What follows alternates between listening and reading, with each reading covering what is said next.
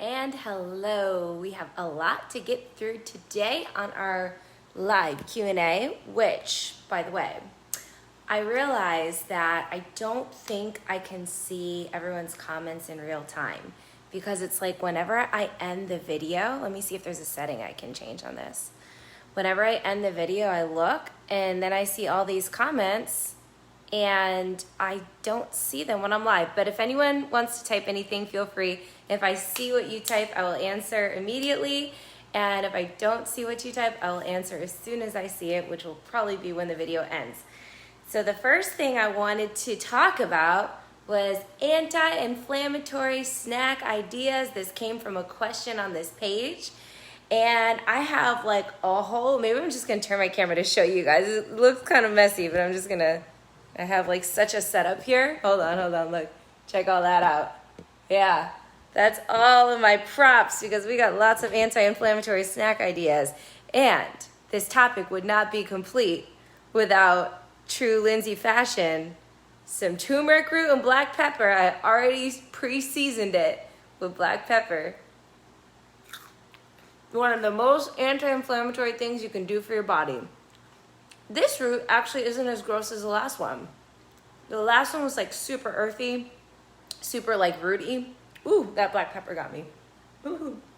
So, turmeric root, the real root, not the pills.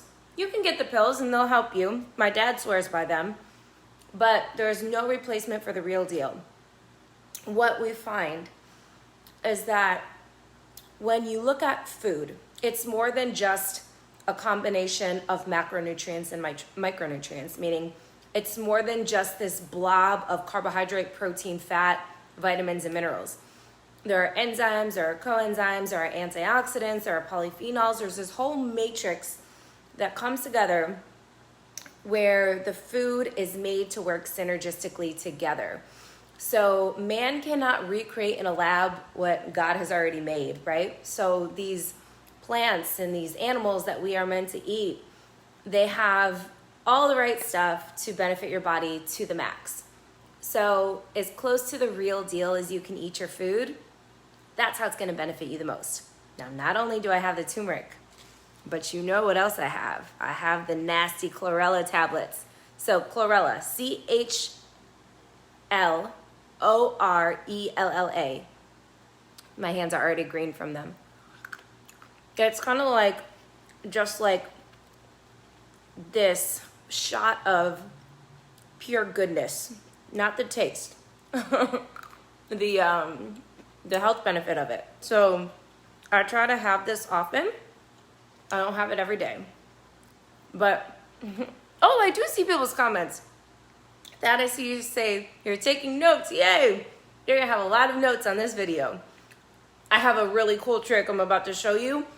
Just when I think I cannot get weirder, I get weirder. So as if this isn't weird enough, because like it tastes like fish food. It's pretty disgusting, but you just have to understand how good it is for you, and you you take one for the team of you. So check it out. When you eat this stuff, I think that's it. I hope that's it, because I don't want any more. One more. When you eat it, you know, your hands turn green and orange from the turmeric. But worse is like, because you can wash your hands, it gets in your teeth. And it's like, it makes your teeth like chock full of like this green stuff. So I realized, this is a grape leaf. I have a can of grape leaves in my fridge. The grape leaves have such like a tough, it's cellulose. But cellulose is very like a tough part of the plant cell walls. And if you eat it and chew it, it helps to take the chlorella that gets stuck in your teeth and get it out. And of course, drink water and brush your teeth. But the chlorella helps, or not the chlorella, the grape leaf helps to start to, you know, remove it from your teeth. Anyway, I know I'm super weird, but it's one of my ways. So I just like burst in my body with some anti-inflammatory stuff. So not to say that that's a snack, but I mean, you're gonna get very few calories from eating that. But if you want to lower the inflammatory load of your body, if you're dealing with an autoimmune condition or some form of arthritis, especially like rheumatoid arthritis, then this can be very powerful doing little things like this. Food is medicine, as the name of this page says. Wash that all down. All right. I wanted to get that out of the way first. Now on to my real snack ideas. We have, let's see, what do I start with? Okay, I'll start with this. Organic pinto beans. These are a really good snack idea because one, it's already made for you. Now the reason why I have this can in particular, it's gonna make a really big difference what kind you buy. So there are several things when you buy beans. The first thing is organic, non-GMO, and BPA free. You want organic food, non-GMO, and if ever you get anything in a can, you want to find a BPA and it's a phthalate, I always forget how to pronounce it, and BPS free. So it takes it a step above BPA free. Now, what is also really important when it comes to beans is that you get them pressure cooked. So it says here these are soaked overnight and pressure cooked. And the reason why that's important is because it helps the digestion process, because you know how people say, you know, with beans, like it gives you more gas and bloating. It doesn't have to be that way if they are soaked overnight and pressure cooked, which these are. I highly recommend. This brand is Eden. I think I got them off Amazon. I got a whole big case of it for like, you know, buy in bulk, save money. So I got a big case of these. I think I still have like 10 cans of them left. But I'm going through them slowly but surely. You could consider wrapping it in one of these coconut wraps. It's an organic coconut wrap. The only ingredients in there is coconut. And there's no like fillers, preservatives, yada yada. I still have some of that black pepper in my throat from the turmeric. So you could do like a little wrap with this, beans, and I love nutritional yeast to give it a little bit more protein. You could even throw in, if you wanted to, you know, add a little bit of salt in there. Don't be afraid of salt. I've talked about that before. You do need salt. Your body needs sodium. You don't need to like drown your food in salt, but don't be afraid to add a little bit of salt, because none of that stuff actually, I think the beans are unsalted. Yeah, there's less than 1% of your daily value of sodium in here. So when you're eating a lot of whole foods, you actually do need to add salt to your food if you're eating all like whole foods and you're not eating packaged or processed foods, because your body, again, does need some sodium. So this is, especially if you're sweating. I brought this over because this, I get all of my meat off of ButcherBox. So when you're talking about an anti-inflammatory diet, so a lot of times like vegan or vegetarian diets are like a person's go-to strategy, and there's a lot of benefit you could get from if you do vegan or vegetarian the right way, but you can also run into other problems because when you're not getting certain amino acids that you need in the right quantity that you need, it can really start to interfere with your brain's neurotransmitter production that relies on some of these amino acids. It can start to interfere with your iron levels and your B12 levels. As a matter of fact, if you are vegan or vegetarian, you definitely want to make sure you're supplementing with B12 and iron. Usually, obviously, you know, check with your doctor first because everyone's different, but pretty much if you're long-term vegetarian or vegan, you have to make sure you're supplementing with that. But remember, it is always best to get things from food and in their real form. And people will say, oh, and omega-3s as well. And so people on these diets, sometimes you'll hear them say, oh, well, you can get iron in like nuts and seeds. Yes, that's true, but it's a non-heme form of iron, whereas the animal form of iron is a heme form, and it's much more bioavailable, and it usually does better in your body. So I see you say, Thad, you're saying vegetarian twice a week. Okay, so like 2 times a week you stick to vegetarian. Now, here's another question I have for you, is are you doing like the pastatarian version of vegetarian? Because a lot of people do that. Or are you doing like legit vegetarian, like you're eating a lot of vegetables, right? It's like vegetarian, but people are like, eating a bunch of like processed carbs a lot of times when they're vegetarian. I'm not saying that's what you're doing. I'm just saying like a lot of people do that. So if anyone listening to this is doing that, make sure you get some vegetables in your vegetarian diet. Yes.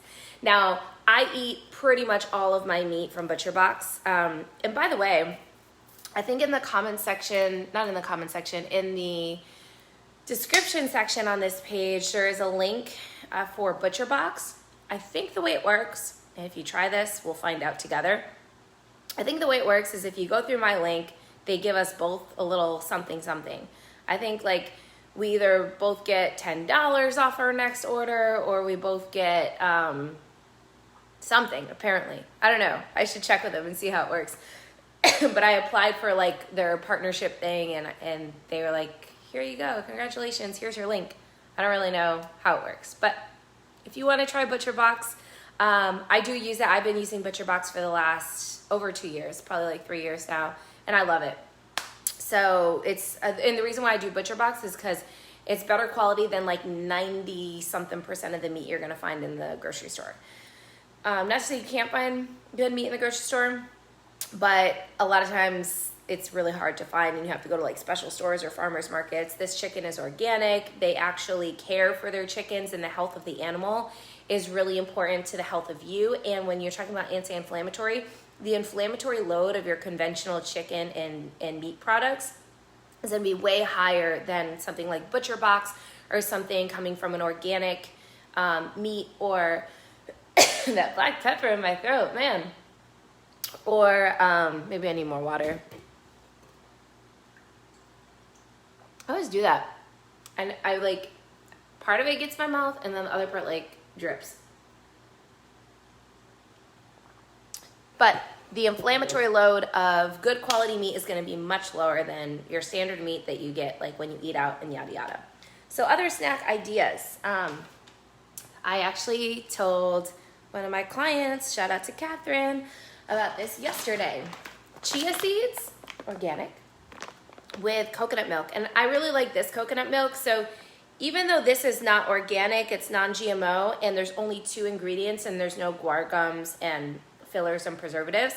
And like I've mentioned in the past, if you have some milk with guar gum here and there, it's not gonna kill you, but you may find that you're a little bit more bloated. And if you're eating these fillers and these gums that they put in the milk constantly, it may start to have negative impacts on your digestive system and on your gut health. And your gut health is the foundation of all other areas of your health. So we really need to be kind to our guts. As Hippocrates says, disease begins in the gut. Autoimmune conditions, disease in general, they're linking cancers, cardiovascular diseases, obviously food sensitivities. All these things are being actually linked back to the gut. It's like, well, how did this happen? Trace it back to its origin. Your gut got off. I'm not saying if you're drinking a thing of coconut milk with guar gum, it's gonna like cause all hell to break loose in your gut, but just think like the summation of all of the little decisions we make are important. But even with me saying that, I realized it's also important for me to say, don't let that stress you out. Like, view that information as like power, not like, oh my gosh, and like start freaking out. Like, if you're not doing this, you're not gonna be healthy. That's not true. Just, you know, the more you can do these things, the better. The more you can start incorporating them, and you'll incorporate them slowly over time. You're not gonna overhaul your life all at once. So, chia seeds with this milk. Okay, overnight, you put like a 1/4 cup of chia seeds and like maybe a 1/2 cup of this coconut milk, and I get the light kind so it's lower in fat. And you put it in the fridge overnight, and then the next morning you have like this chia seed pudding. Thad, you're saying you've never considered the health of the animal. Wow, this is gonna be some life-changing information for you if you incorporate this. Over time, this actually will make a huge difference. I believe that this is one of the things that's really helped me to heal. Because I, in my early 20s, was very sick and was experiencing a lot of health issues, a lot. I'll say my story some other time. But it's not one thing that I did, but it's the combination of many things that's helped me to feel a lot better today with no medicine. Thank you, God. So the chia seed pudding is a really, really great snack idea. I say leave it overnight, but you don't have to leave it overnight. You can leave it whenever. Just leave it in the fridge for like, I don't know, a couple hours, maybe even an hour would suffice. And then you can put some berries on there. You can throw some stevia in there, some salt, some cinnamon, some vanilla extract. Spice that up how you like it. You could even make it into chocolate pudding if you want. This is my favorite. Okay, it's not organic, but it tastes the best. So I make a little sacrifice because there's like no comparison to the way this tastes versus the way most other cocoa powders taste. This is the Hershey's Special Dark Edition. I honestly don't know if it's bad that it says cocoa processed with alkali. Maybe that's bad for you. I don't know. For right now, I haven't heard anything that tells me otherwise. So I'm just gonna go with it until I read that it's causing cancer, and then maybe I'll stop.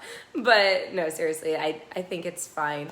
But I love this stuff. There's only 10 calories in a tablespoon. Now it's very bitter. So it's pure cocoa. Pure chocolate is so good for you. It's one of the highest magnesium sources. Magnesium, about 70% of Americans don't get enough magnesium in their diet and have suboptimal levels, according to research studies. And magnesium is essential for over 300 enzymatic processes in the body, including muscle contraction, digestion, relaxation, brain functioning. Need I say more? Yeah, I already said. Sleep. I was like, I know I'm missing one of the hard hitters. Sleep, sleep, sleep, sleep. Sometimes the reason why someone doesn't sleep well is because they're so deficient, or not even so deficient, but have suboptimal levels of magnesium. Because remember, there's deficiency. Once you have deficiency, it's like, yeah, you got to fix that like ASAP. But there's also suboptimal levels, which is not often talked about in our standard medicinal world. There are suboptimal levels. So just because you're not deficient in something doesn't mean you wouldn't benefit and see a noticeable health improvement by increasing the levels if you have suboptimal levels. You also don't want too much of things, especially fat-soluble vitamins. That's a whole separate topic. So you can, I brought this over to talk about, like, sometimes what I'll do is I'll put like berries and this unsweetened cocoa powder, a packet of stevia with a little bit of this coconut milk, and sometimes some collagen vanilla flavored protein powder. I put all of that together in a little bowl and mix it up, and it is so good. Sometimes I put like a couple tablespoons of quinoa in there just to give it a little something extra, and it's like a little dessert thing, and it's pretty low in calories. So there's that.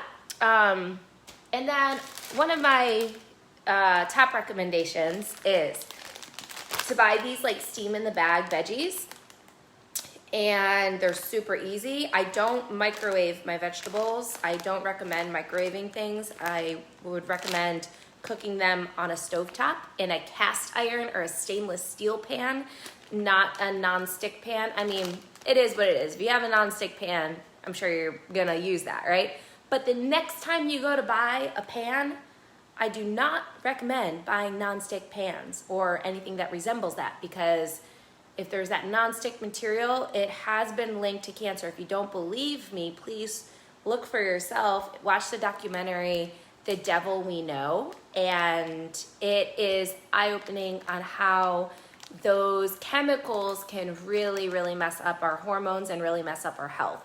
So recently, I would say over the last few years, maybe over the last 3 years, I've switched all of my like kitchenware stuff, and instead of using non-stick, I bought cast iron. Instead of using plastic Tupperwares, I now use glassware.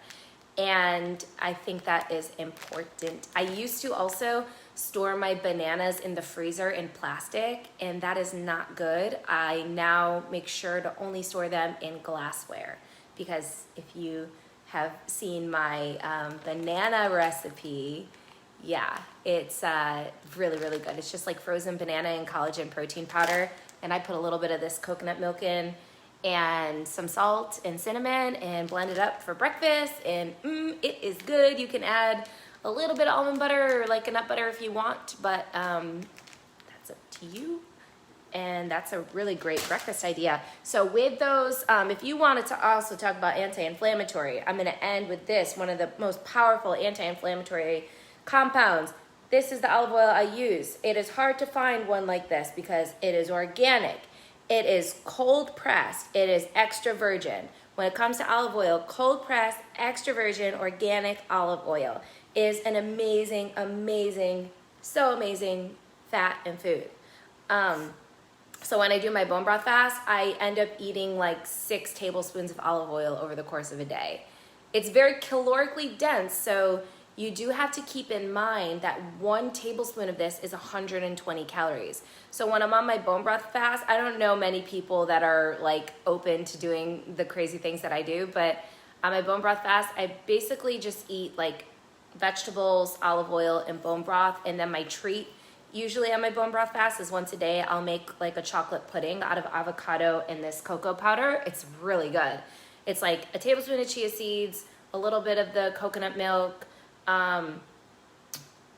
this cocoa powder with stevia with like almost a whole avocado, and you blend it. Oh, and a little splash of the collagen, of this collagen protein powder, Ancient Nutrition Pure, and you blend it up and it's just like chocolate pudding. It is freaking amazing. That's my one treat for myself, like once a day when I'm on the bone broth fast. The rest of what I'm eating is just bone broth, homemade, using my Butcher Box chicken, and lots of green and cauliflowery vegetables with olive oil. So, oh, Thad, I see you're asking, why not microwave the veggie bag? Good question. So there is, I haven't seen a whole lot of research on this, but I have seen some. When you microwave certain foods, especially some more than others, it tends to zap some of the nutritional content of it. So if you think about things in its pure form, if you are exposing it to those microwaves, those energies, then some of the nutrition that is in the food, especially vegetables, can get kind of zapped, so to speak. There was one experiment. Don't quote me on the exact pieces of this, but it was something like this. Basically, they were like watering plants, and one group of plants, they microwaved the water first and then watered them, and another group of plants, they didn't microwave the water and just watered them. And the plants that received the microwaved water, I think they died either they died quickly or much quicker. But basically the point is, like, the microwave kind of takes the food away from its pure healthy form. So the way you cook foods really matters.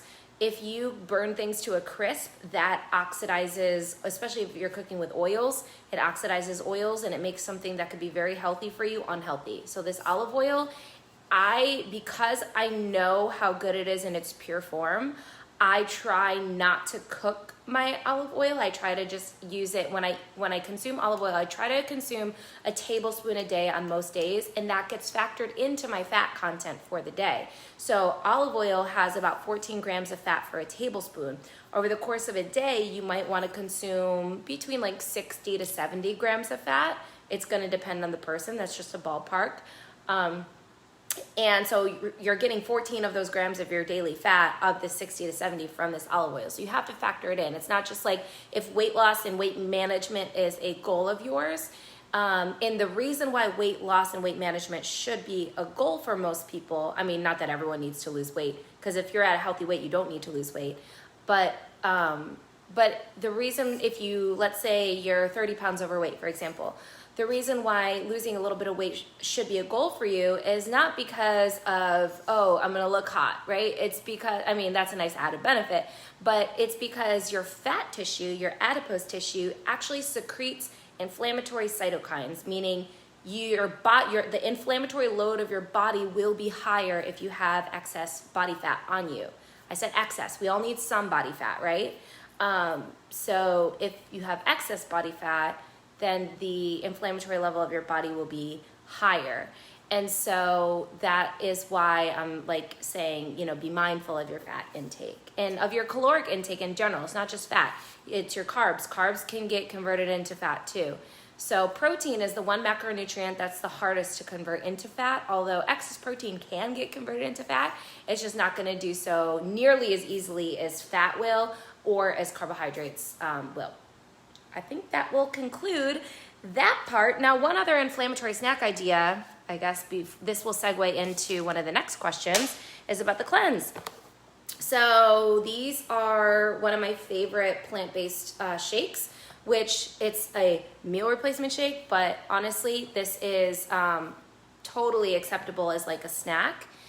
So Thaddy said, you're smoking a giant brisket today as kind of a farewell to red meat for a while. All of this helps. Okay, so here's a comment on that. I actually was about to bring over the Butcher Box. I get grass-fed and grass-finished ground beef from Butcher Box. You can have red meat as long as, I would say, keep your red meat in moderation, and your lean meats and your fish and your chicken should be eaten more than your red meats. But red meats offer benefits. They offer a lot of B vitamins, iron. They're a natural source of creatine, which gives you a crazy pump in the gym.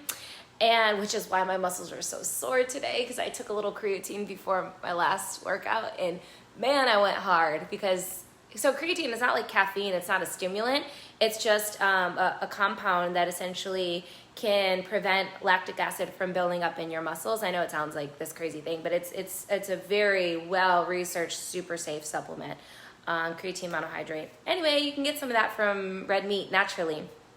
So with smoking the brisket, it sounds like that brisket probably is not grass-fed and grass-finished, but you can actually eat red meat if you get a healthy, good quality kind, and it will have lower inflammatory load on it. So these shakes are plant-based. I really like them. They're dairy-free, gluten-free. I get them from Advocare, and if anyone is interested in getting Advocare products, I will be happy to help you out. You just have to let me know either on a comment here or in a message. Now, moving on to should you cleanse, and if so, how? Yes, you're gonna hear conflicting information on cleanses. Some people need it more than others. There's a lot of different cleanses out there. There's so many different forms.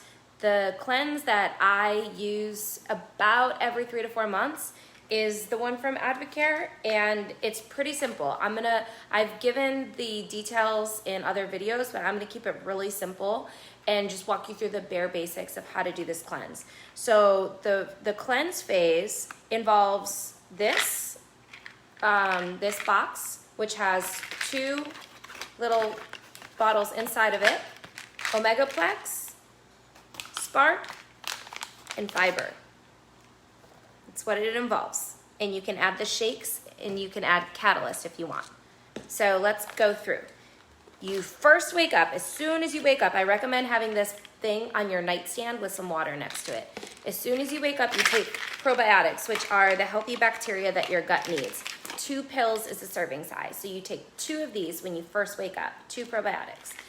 And then within about 30 minutes of that, you are eating your breakfast. Now, if you did want to add the catalyst in, it would basically protect your muscles and help you to preserve your muscle mass, which helps you to stay leaner, lose more body fat. Another really good time to take catalyst is if you're going into a workout and you have not had protein within the last couple of hours.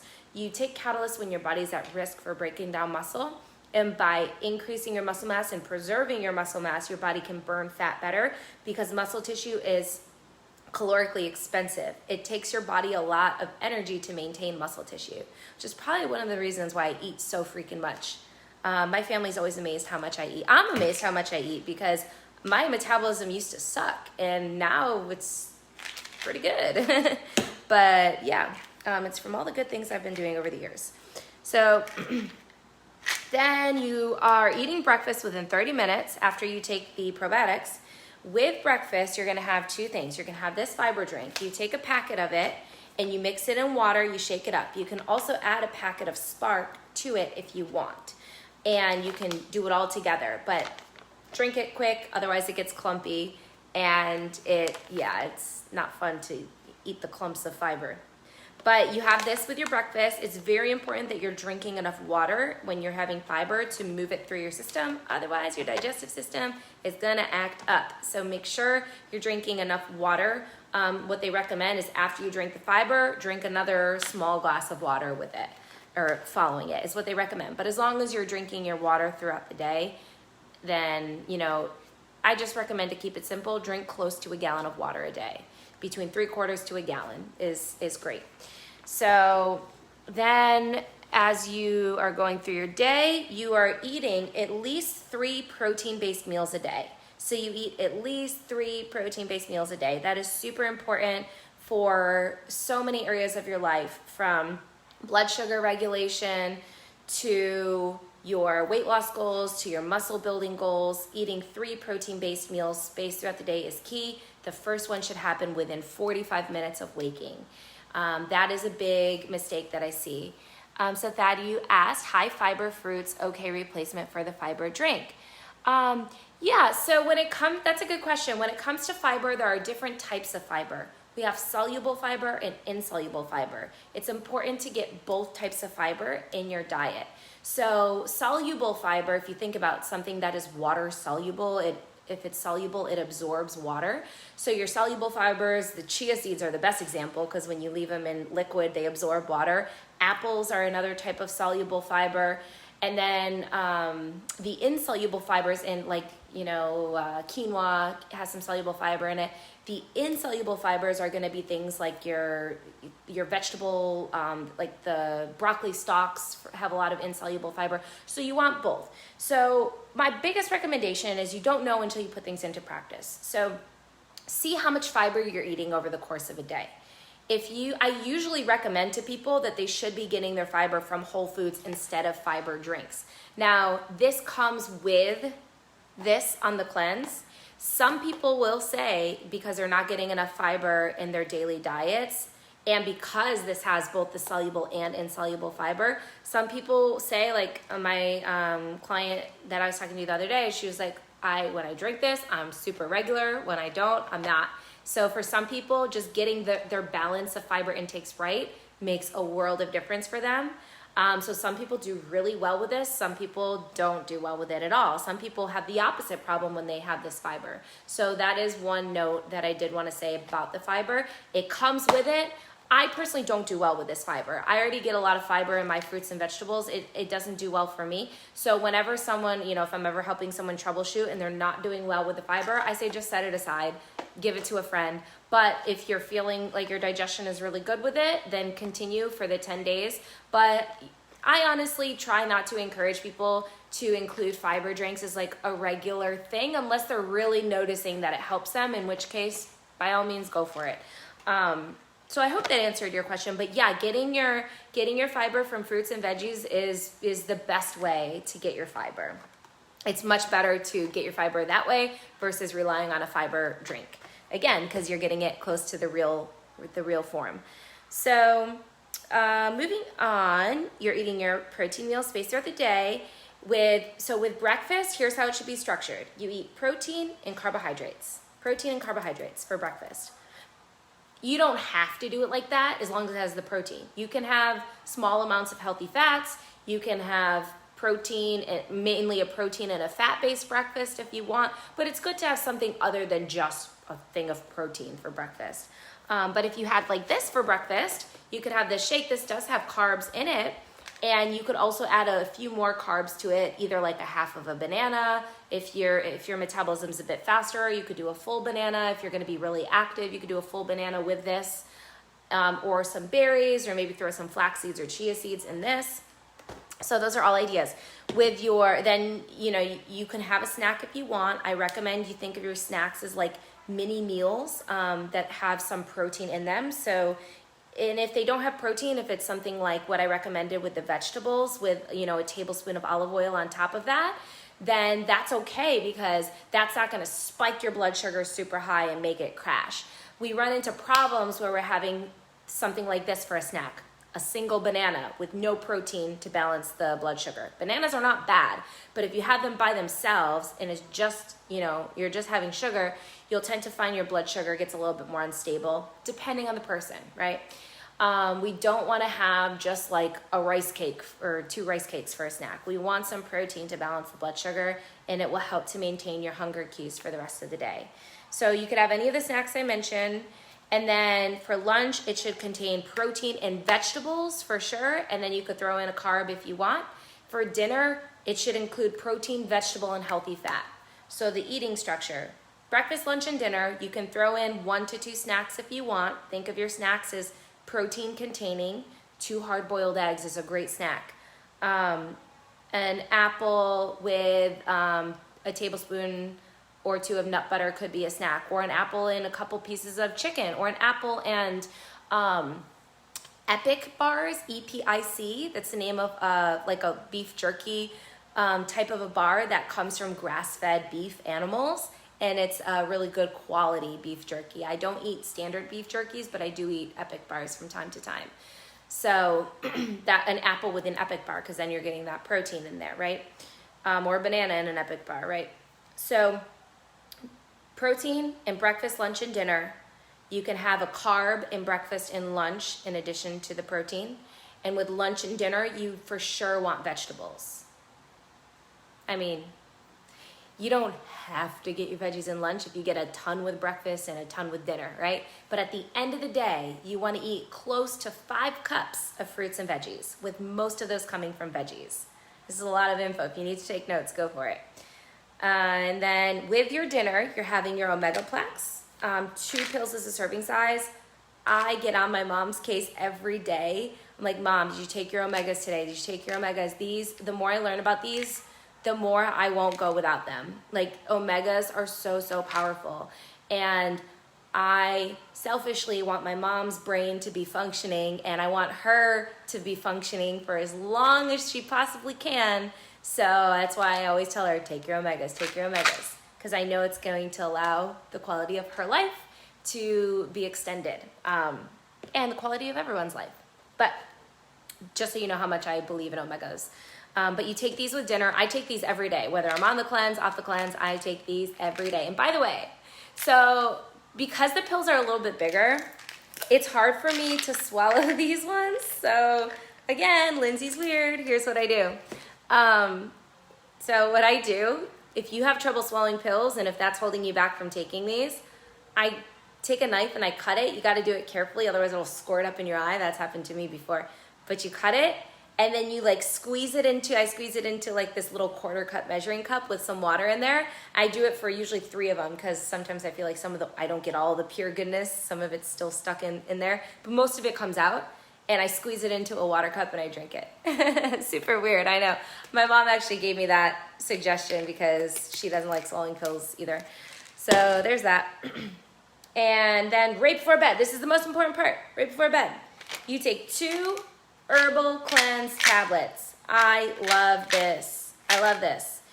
This is why they recommend that you only do the cleanse once every 3 months-ish, because you're not supposed to constantly be cleansing out your body. But this has some really great herbal-based compounds in here, including beetroot extract, milk thistle. That's so good for your liver, because we abuse our livers more so today than ever with all the chemicals that we're exposed to.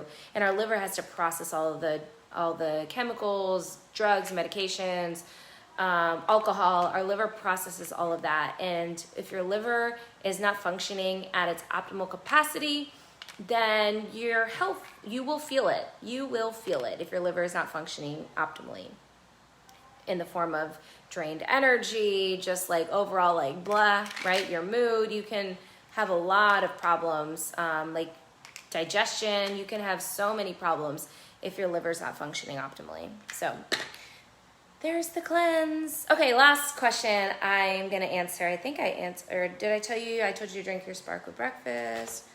Am I forgetting anything? Okay, so there's a phase 2 after the cleanse. So the cleanse is 10 days. You do that for 10 days. After that, you can choose to do what's called the max phase, which I do like this phase. So the max phase, it comes with this box. It's called M&S Delta. I just took one of the pill packs from the box. M&S Delta or Omni they have, but it's an M&S box. And it's these 2 packs. So you take this first one, it has a probiotic in there and some compounds that help, like herbal-based compounds like cinnamon and other herbal extracts that help you manage cravings and help with burning body fat. And then this one has your multivitamin. You take this with lunch, or you take this right before lunch. It has a 1 and a 2. Take this one before breakfast, take this one before lunch. And there you go. So that is starting day 11 is when you do this. Starting day 11 is when you do this box here, these packets. So just to make sure that's clear, the M&S box you do not touch until after you've completed the cleanse. That's the only thing that you should not be touching until after you've completed the cleanse, is your M&S box. And then starting on day 11, you're done with this. And yeah, that's the only thing that you should be done with at that point, is the fiber in the probiotic bottle and the herbal tablet bottle. And if you forget a day, you just extend it, right? It's not a big deal if you forget a day. Sometimes people freak out, oh my gosh, it's all ruined. No, it's not ruined. All right, so now moving on to the final question, which was about online macro calculators. Okay. For online macro calculators, they are not always totally accurate. Oh wait, I see a comment from Thad. You said, thank you for all of this. You're welcome. Thank you for being interested in this and for promoting and spreading the love of good health with me. Learning to deal with inflammatory conditions, and there's a lot to consider. Yes, there is. There is having to find new ways to exercise too. Yeah, if you have like a specific question on the exercise thing, then you can ask it in a comment. And also, actually right after this, I'm gonna go on my other page, which is a private page. If you're interested in this, please message me or comment. And I'm gonna lead people through an at-home workout that either requires just body weight or some small dumbbells. And if you don't have dumbbells, I always say you can grab a can of laundry detergent, or like you can grab your pinto beans. But yeah, I usually just use sometimes I just use my 3-pound dumbbells, sometimes I use my 15s. I don't have anything in between. But yeah, so if that is something that interests you, let me know in a message or in a comment. And then I do also do like individualized coaching. I don't always advertise that because my schedule is so full. And so here's kind of where I'm at right now, is if there was someone that I have, for all my new clients, I have them fill out an intake form. And that's kind of my way of like weeding out the people that are serious and not, is I have people, I'm like, if someone wants to work with me, I'm like, okay, fill out this 4-page document. And if someone sends it back, then I know that they're serious. I'm like, okay, and then I'll consider. And then if I feel like I could really help them, then I'll take them on as a client. Right now, I'm kind of getting to the point where it's like, it may not be smart for me to take on another person because I'm coming up on final exam week. But regardless, if anyone ever is interested, like if I really felt like I could help that person, then I would squeeze them in my schedule. Let's put it like that. So that's an option. And for people that have filled out the form at a time where I didn't have room in my schedule, I just put them on my waiting list. And then, when things calm down with my schedule, then I was able to take them on. So I guess whoever wants to work with me, I guess you could at some point end up working with me. All right. So online macro calculators. Here's the deal with those.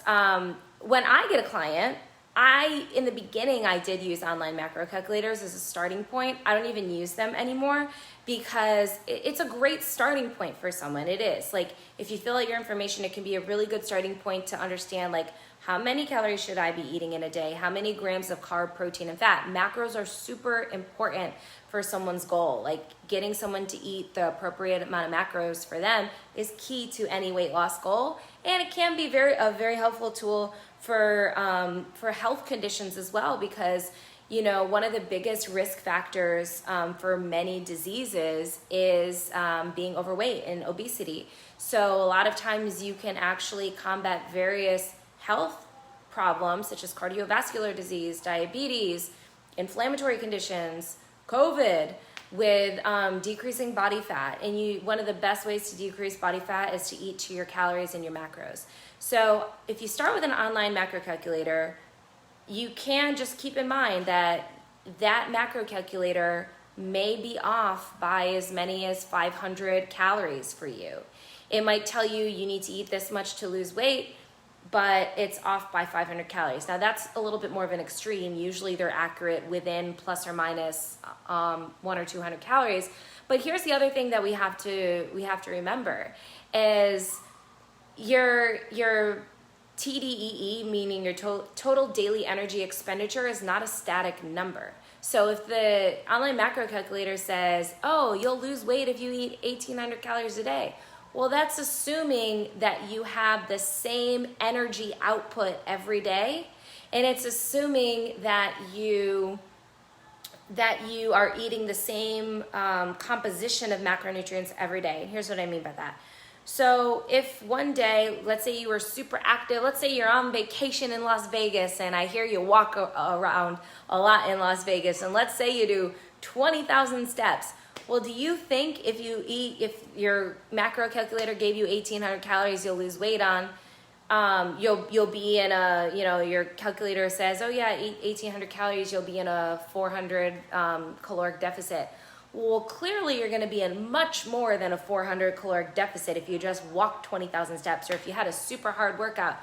Or let's say the reverse is true. Let's say you typically are getting 10,000 steps a day, but one day you're just not feeling it and you sit on the couch all day. Well, you might eat that 1,800 calories that the macro calculator says you're going to lose weight with, but you wouldn't lose weight that day, or you wouldn't be in a caloric deficit that day because you're not moving, right? So it's like when someone can understand all the components that go into whether or not you're going to lose weight, then you can start to do things accordingly. But whenever I have a client, just to keep it simple for them, what I do is I can usually get pretty close to estimating someone's caloric and macro needs based on what they fill out on their intake form. Because someone's diet history is also, and their current activity level is super important, because that can dictate your BMR. So the average person that has your height and weight might, and with your given activity level, might lose weight on 1,800 calories. But let's say for the last 2 years, you've been crash dieting off and on. Like you are crash dieting most of the time, and then you might have like a couple days here and there where you go into the what the hell effect and you eat whatever's in sight. And then you're back to your crash dieting, and then you splurge and you eat whatever's in sight. Well, you are going to have a severely slowed metabolism, because what happens is the body is built for survival. So if the body is used to surviving on 1,200 calories a day, all your bodily processes are going to be downregulated so that you can survive on that 1,200 calories a day. But typically, just to lay on your butt and do nothing all day, it should take the body about 1,200 calories, sometimes more, sometimes a little less, 1,200 calories just for your body to live, just for your heart to pump blood, for these sodium potassium transporters in our brain to function properly. Actually, I was just learning about this in biochem, that I want to say your brain needs 120 grams of glucose per day just to live, right? Or just to like function, to produce neurotransmitters, to maintain the sodium potassium pumps. But for your heart to pump, that requires energy. So your body needs at least, the average person's body needs at least 1,200 calories a day just to live. And so, for our crash dieters, or for, people that are dieting too frequently, the body's going to find a way to live on these reduced calories, because, you moving your hands like this, that burns a fraction of a calorie. A workout, you might burn 300 calories in a 1 hour weightlifting workout. And then if you're doing a HIIT workout, you might burn, 100 to 200 calories in that 20 minutes. But then for the next 24 hours, your body is burning an extra several hundred calories because of that afterburn effect that's created. So like I had like a super hard workout. Yesterday I did Zumba. Yeah, I do Zumba on Fridays. But the day before I did like a super hard weightlifting workout, and my muscles are so sore from that, like my hamstrings and then my back. And so like I know the reason I'm hungrier today is because my body needs, like, healing those torn muscles takes energy, right? So your body needs more energy to heal and to repair from a workout that you did the day prior if you had a really hard workout. So there's so much that goes into it. But that's my 2 cents on the macro calculators. Oh, one last thing is, like, you know, other things that affect your calories and your ability to lose weight is how much protein and fiber you're eating. I always say that diets high in protein and fiber are the best strategy for weight loss because fiber, it's not all fully absorbed and utilized as calories. Some of it goes out the other end undigested. So it's not just the calories in. Also, you need to consider, like, how much of those calories are you actually absorbing. You don't absorb all the calories from fiber. And then with protein, because it has such a high thermic effect of food, for every 100 calories of protein, like chicken, that you eat, your body burns about 25 calories just to digest that, whereas your body only burns about 5 calories to digest something like, you know, for 100 calories of olive oil, your body might burn 5 calories to digest that, or less than that. Okay, I've blabbed my mouth enough. I hope that was helpful for everyone. I hope that, oh wait, I did want to say this one last point, and then I swear I'm done. With the macro calculator, the best way to do it is track your food for 2 weeks and track it and track your weight for those 2 weeks as well. As much as you want, but consistently, like at the same time every day. So, like, don't track your weight in the morning one day and then at night the next, because you know, you want to try to be somewhat consistent in the time of the day you track it in. And you know, there's going to be fluctuations on a day-to-day. Water can easily cause your weight to fluctuate. So you can, in females, the time of the month that it is can create huge fluctuations in scale from water weight. The inflammatory load, like if you have a super hard workout, like I won't get on a scale on a day where my body is super sore, because I don't want to see how much higher the number is, because the scale goes up significantly if you have, like if you're inflamed, which, you know, part of the healing of the muscles, it's, you are somewhat inflamed from having a heavy workout. But yeah, there's a lot of factors. But track your food for 2 weeks. In something like MyFitnessPal, which that I see you said is MyFitnessPal considered one of these macro calculators. Yes, MyFitnessPal can do a macro calculator. If you just go to Google, type online macro calculator, you'll be able to see some. I haven't used them in years because, like I said, I can usually figure out what someone's macros are, and I don't need to do it for myself. I know where I'm at. And so where was I going with this? Track for 2 weeks. Weigh yourself. If you're eating 1,800 calories a day and you're losing significant weight, then guess what? You're in a caloric deficit.